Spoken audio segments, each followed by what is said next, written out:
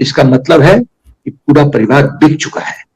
सचिन का परिवार बिक चुका है। आईबी का रिपोर्ट है कि ये बहुत ही गंभीर स्थिति है और जिस तरह से ये औरत हिंदुस्तान में आई है वो बहुत बड़ी चिंता के विषय है। ये आईबी का रिपोर्ट है। आईबी ये भी कहता है कि ये आईएसआई एजेंट नहीं है, ये आईबी कहता है, क्योंकि आईएसआई ऐसे ऑपरेट नहीं करेगी। आईबी ने जो कहा वो मैंने आपको बोल दिया। इसके अलावा माफी चाहूंगा, आईबी को मैं बहुत सम्मान करता हूं, so no comments hereafter. एक औरत आती है अचानक, सचिन के घर में इतना भव्य स्वागत होता है। आप बताइए ओंकार जी, आपके रिश्तों में आपके मान लो कोई लड़का का शादी किसी और परिवार के लड़की के साथ हो रहा है और ऐसे परिवार आप लोग लड़की देखने जाते हो, वहां से निकलते हो तो क्या पूरा परिवार बोल देता है हाँ ये शादी मंजूर है, शादी मंजूर? ऐसा होता है क्या? तो मामा बोलेगा नहीं उसका नाक थोड़ा सा ऐसा नहीं है, अब बाल उतना अच्छा नहीं लगा देखने में, थोड़ी सांवली सी है, अरे उतना हाइट अच्छा नहीं है, वो किंतु परंतु शुरू हो जाता है। और एक औरत दुश्मन देश से आती है, उसको पूरा परिवार स्वीकार कर लेता है और आरती दिखाई जाती है और कहा जाता है कि सचिन तो इतिहास बना दिया उसने, सचिन ने प्यार के क्षेत्र में। मैं बता रहा हूं, सचिन को उसके परिवार को खरीद लिया है, खूब माल दिया है और यही कारण है कि इतना बड़ा सम्मान दिया जा रहा है। दुश्मन देश, अरे हिंदुस्तान में ओंकार जी आप समझिए, कोई बेचारी डाइवोर्सी हो जाती है तो जब शादी करना चाहती है दोबारे तो कितनी हिचकिचाहट होती है नए परिवार में, ये तो डाइवोर्सी है, नहीं झूठी खाली, ऐसे ऐसे करके पता नहीं क्या क्या बकवास लोग करते हैं। उस बेचारी का तो जीना हराम हो जाता है। यदि उसका एक बच्चा हो और बच्चा लेके आना चाहे तब तो सोचिए उसकी परेशानी और बढ़ जाती है। और ये औरत 4 बच्चे लेके आती है तो उसका स्वागत किया जाता है, आरती उतारी जाती है, ऐसा लगता है कि माउंट एवरेस्ट पे ही लोग परिवार ने विजय हासिल कर ली है। इसका मतलब है कि पूरा परिवार बिक चुका है। सचिन का परिवार बिक चुका है, ये है। तो इसीलिए ये लोग का भी नार्को टेस्ट होना चाहिए, ब्रेन मैपिंग होना चाहिए, उसके पिता का भी। और पुलिस या एटीएस जिस तरह से सच उगलवाती है ओंकार जी, वो तरीका आप भी जानते हैं, मैं भी जानता हूं, वो तरीका इस्तेमाल करके सच उगलवाया जाए। क्योंकि इस देश में कोई 58-54 पे, मेरा कहने का मतलब लाखों में बिकने के लिए तैयार हैं, तो हम भारत माता को ऐसे खतरे में नहीं आने देंगे। और मैं सरकार से निवेदन करता हूं कि जब ये पुष्टि हो जाती है, फास्ट ट्रैक कोर्ट 30 दिन में फैसला, public hanging, nothing short of that, ताकि देश में संदेश जाए कि इस तरह से राजद्रोह करके आप नहीं बच सकते। लाखों में भारत माता को खतरे की डोरी पर नहीं खड़ा कर सकते ये लोग, राजद्रोही लोग ये। तो इसीलिए मैं कन्विंस्ड हूं आईबी और रॉ हैं वो हमारे बहुत बड़े एसेट हैं, उनके बारे में बहुत सोच समझ के टिप्पणी करनी चाहिए, क्योंकि एक गोपनीय संस्था गोपनीय तरीके से काम करती है और उसका अपना तौर तरीका है काम करने का, और राष्ट्रहित में तो उसको काम करना ही पड़ता है। और एक फौजी जनरल होने के नाते, रिटायर्ड जनरल होने के नाते यदि मैं आपके चैनल पे कुछ बोलता हूं तो उस मेरे वक्तव्य को वेट मिलेगा बहस करने की। फौजी जनरल ने ऐसा बोला। इस बात को समझते हुए मैं सिर्फ ये बोलूंगा कि हमारी दोनों संस्थाएं रॉ और आईबी राष्ट्रहित में काम करती है। यदि एंट्री होता भी है तो आईबी ने तो कुछ इनपुट दिया ही है उत्तर प्रदेश सरकार को, और जो इनपुट दिया है वो तो पब्लिक डोमेन है, तो उस पर ज्यादा चर्चा करने में कोई डर नहीं, कोई घबराहट नहीं। लेकिन उसके बियॉन्ड मैं थोड़ा सा कंट्रोल करूंगा अपने को। बहुत लोग को बुरा लगेगा, लेकिन काइंडली मेरे देशवासियों बुरा मत मानना। हम लोग भावनात्मक रूप से बहुत बेवकूफ हैं, हम भावना की नदी में बह जाते हैं।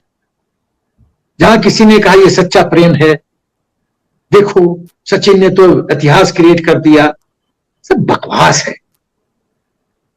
और दोष में हम यहां दोषी ठहराऊंगा हिंदुस्तान में पेरेंट्स की, शिक्षकों की। पहला गुरु होता है पेरेंट्स और दूसरा गुरु होता है शिक्षक, चाहे वो स्कूल में हो, कॉलेज में, यूनिवर्सिटी में हो। ये क्यों नहीं अवेयर करते हैं, मेंटल अलर्टनेस देते हैं कि ऐसा कुछ हो तो समझ जाओ कि इसमें दाल में काला है, इस चक्कर में मत फंसना। जब आप कंडीशन कर देते हो किसी के मन को, तो वो कुंफू पोजिशन में गार्ड पे रहता है। हो सकता है सचिन धोखे में फंस गया है, पर फंस तो गया है, एजेंट तो बन गया है। तो सवाल यह है कि हिंदुस्तान में फिर ऐसे होता रहेगा क्या? हिंदुस्तान में शुरू में होगा लैला मजनू, प्रेम की विजय हुई, प्रेम की विजय हुई, प्रेम की जीत हुई, सीमा ने सीमा को तोड़ दिया और प्रेम से हिंदुस्तान को जीत लिया, ये सब बकवास होगा। और यहाँ जो स्लीपर सेल्स हैं और कुछ पॉलिटिकल पार्टी हैं, वो ढोल बजाना, लेफ्टिस्ट कबाल, वो ढोल बजाना शुरू कर देंगे, वाह वाह वाह वाह सचिन, वाह सचिन, और मामला शांत हो जाएगा। नेपाल और हिंदुस्तान का बॉर्डर पोरस है। जब नॉर्मल परिस्थिति रहती है तो कई ट्रक्स जाते हैं यहां से सामान लेके, राशन, पानी, चीनी वगैरह वगैरह,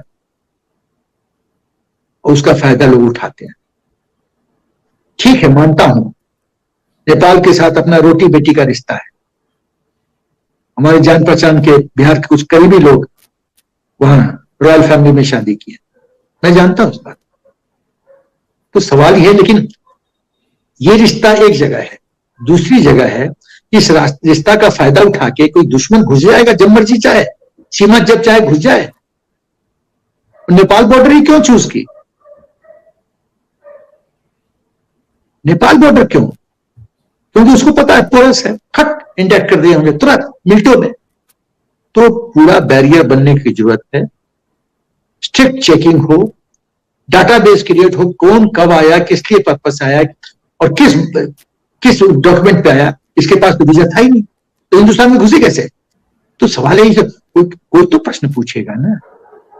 अपना जो सर्विलेंस का है, लेकिन सर्विलेंस का सिस्टम है, उसको और मजबूत करना पड़ेगा।